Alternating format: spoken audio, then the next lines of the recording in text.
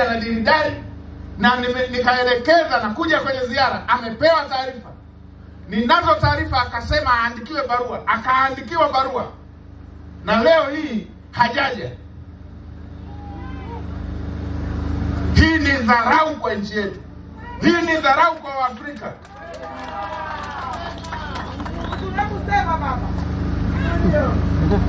Huku ni kuwahujumu vijana wa Kitanzania ambao wangepata kazi hapa. Huku ni kuhujumu uchumi wetu.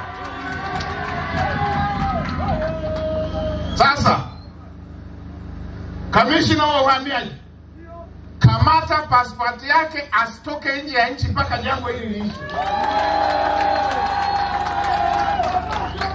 Naelekeza kamishina wa uhamiaji, kamata pasipoti yake, asitoke nje ya nchi mpaka jambo hili liishe.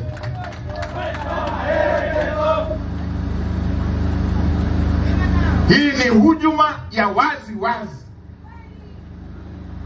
Hii ni dharau ya wazi wazi anaifanyia nchi yetu. Tumemwajiri, tunamlipa, amepewa fedha, amepewa kazi, anajiamulia kama aendelee na kazi ama asiendelee. Anajiamulia kama aje kwenye mradi ama asije. Anajiamulia.